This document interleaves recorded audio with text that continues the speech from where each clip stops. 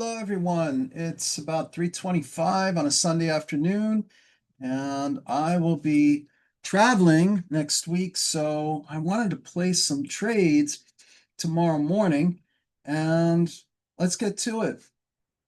Here's your disclaimer. Everything that I state here is purely for educational and informational purposes only. Do not look at this as investment advice. All right, now that we know that, let's get to it over here. Let me take some of this off of here.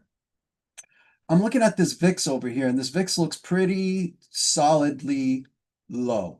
And so now, what am I thinking of? I'm thinking, well, I need to get a little greedy. And so on TQQQ, if I'm going to look at TQQQ, why can't I switch over? There we go. All right, see over here on TQQQ, I've got a few shares and I don't have any hedges against them whatsoever. So now let's go back and look at NQ, or at least let's look at TQQQ here. And what I like to do, okay, I'm not sure what's going on here. Hello? Whoops. Not sure what is going on over here. All right, so something I like to look at is if I'm going to look at the weekly chart, because options on this are every week, I'm going to look over here and I'm looking at the price. The current price, the closing price was $83.72. I like looking at the ATRs. The ATRs tell me the average true range for the past, as you can see here, 14 weeks, 21 weeks, or 50 weeks. So now if I look over here, we're saying that, all right, well, it's an ETF. So in theory, if there's nothing major that's coming out as a news or anything like that, then we should kind of have, in theory, around a $9 range. So if we're at $83.72, expect it to kind of go down by $4.50 and go up by $4.50. That's your $9 range based on these numbers that we have here. When I move my cursor, you'll see right here. All right, it says, oops, sorry, 851, 858 and a half, and 765 or 766. All righty, so now, okay, fine.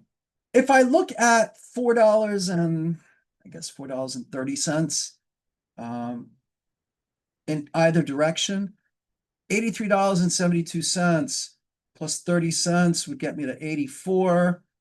84 plus another $4, 88. All right, so realistically, I'm going to start looking at the 88 call to sell against these shares for next week. Can it go through there? Of course, maybe it does. I don't know. So what I'll probably do for next week is I'm just going to look at this 88 right here. I'll probably sell this for next week come Monday. I'm not buying it. I would sell it. All right. It's not giving me such a great yield, but that's okay. Why? Because I know that it has a delta of 16. Now, if I do want to get some good yield, let's look at another one. I'm going to look at TNA. Now, TNA, I don't have any shares. This is on the Russell 2000, but it's triple leveraged. And I don't have any shares, as you can see.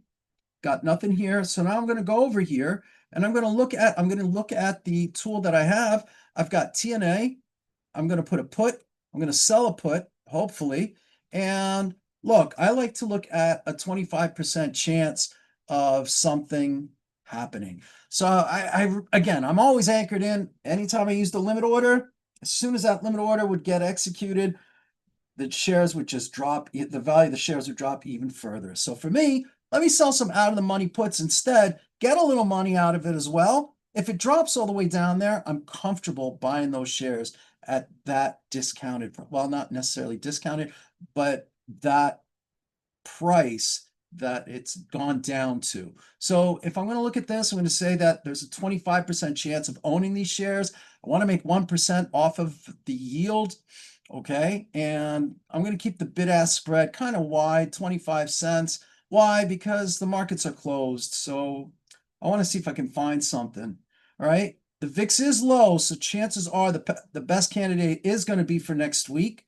Okay, so now let's take a look over here. What does it tell me?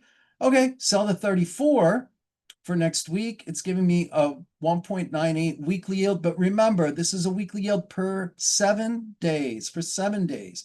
Okay, but the total yield because we only have 5 days left, is 1.41. Okay, that's not too bad. I'll look at that. And if I go ahead, remember, this is strictly for informational or educational or educational purposes only.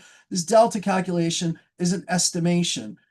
Double check with your broker. What do I have here? So the 34, in fact, it's got a 24 delta. Remember, I'm looking at absolute values.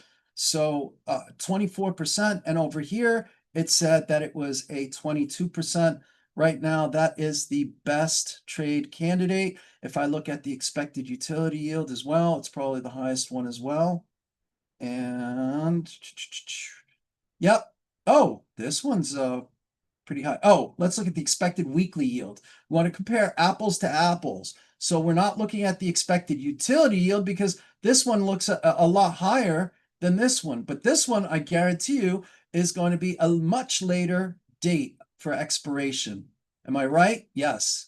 2 weeks out as opposed to 1 week out. So just keep that in mind. I like to look at weekly yields because, again, these are all going to be per 7 days. And again, when I look at the expected weekly yield, all right, we're going to multiply 1 minus the absolute value of the delta times the yield that we're getting, the expected, the weekly yield. And so it is showing, again, as I mentioned, the VIX is low. We're probably going to get best candidates for a while that will tell us to sell for the upcoming expiration. All right, so for me, most likely next week, or sorry, for tomorrow, I'll probably sell this 34. It meets my requirements. I was looking for a 25 delta.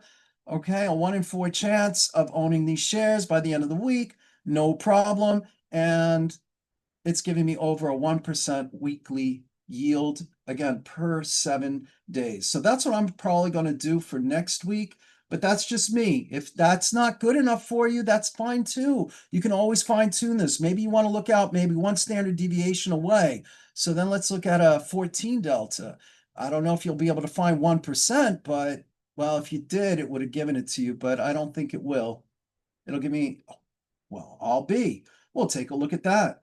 So here, alrighty, this is even better. So I might look at this 33 instead, and it's got a weekly yield of 1.1, but again, it's going to be so much lower, this total yield.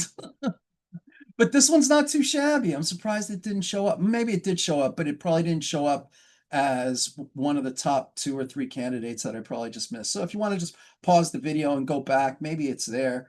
So yeah, that would be something even better to take a look at. So let's take a look at the 33. All right, the 33, again, as I mentioned, it has about a 13 estimated delta. And over here, what is it? It's giving it to me as about 15. All right, that's fine. So yeah, you know what? I might sell this 33. I'm going to hop on a plane tomorrow afternoon. So you know what? Might as well just sell something that's way out of the money, not having to worry about it. And then when I touch down, what's the worst that's going to happen? Nothing really, because you're not going to get assigned midday. But the worst that's going to happen is what? That this thing goes all the way down to 0. It's not the end of the world. I already have the cash that I've already set aside for this. I don't trade margin in this particular account, so I should be all right. All right, well, happy trading to all, and best of luck to you guys next week.